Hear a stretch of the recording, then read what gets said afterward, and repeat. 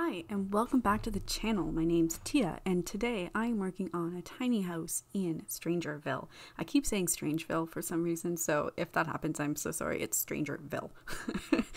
Anyways, I've been playing this expansion off and on for the past week and I have to say it's slowly becoming one of my favorites.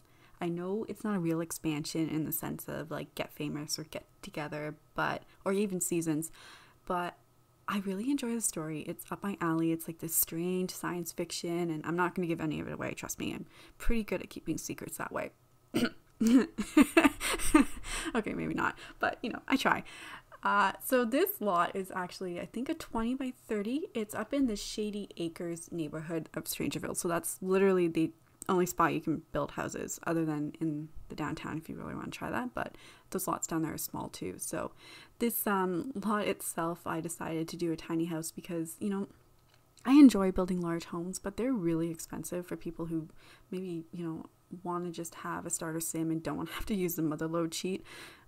So I've been trying to keep a lot of my recent lots under 20,000 simoleons. So you'll see that in order to do that, I'm gonna have to like fiddle around with this house a bit. So it's gonna end up being smaller than what you see right now. And the kitchen, like you just saw the kitchen there, and that is gonna get replaced rather quickly because, you know, it's nice and all, but the layout of this house, it has to be more compact, to be honest, when you build a smaller tiny house. So I'm just struggling right now, as you can see, trying to figure out what to do with the living room. And eventually I just say, okay, well, you know what? We're just moving the kitchen.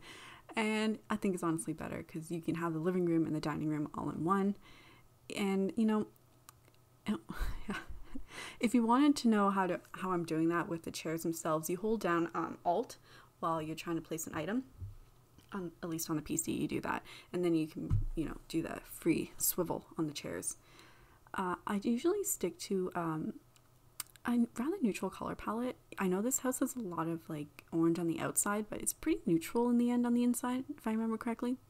I know I just built it, but you know, I play around with the colors, and I love this rug. This rug came with the Strangerville expansion, and it is so cute. I can just imagine using it with the bowling night stuff, like, you know, the bowling alley and some of the other expansions, the not expansion stuff packs or game packs, whatever they're called. I always get them confused because to me they're just, you know, you get really neat stuff.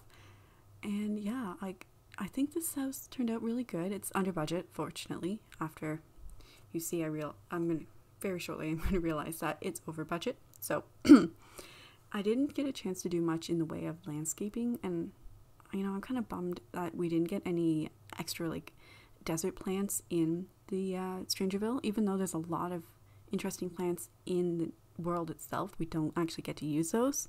So I kind of hope maybe in a later expansion we can get like maybe another garden pack, you know, like the romantic garden stuff, and maybe get some more like, I don't know, just standard plants that look really nice. Like, it's so hard. Also too, the one thing that irks me the most about the desert neighborhoods is the fact that there's so much grass. I'm like, do you know how much water it takes to maintain this grass? Like, you're in a desert, there is no water. Why is the grass green?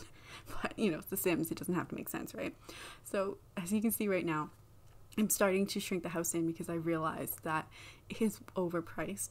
So Tia's solution, instead of deleting stuff, is to just make the house smaller.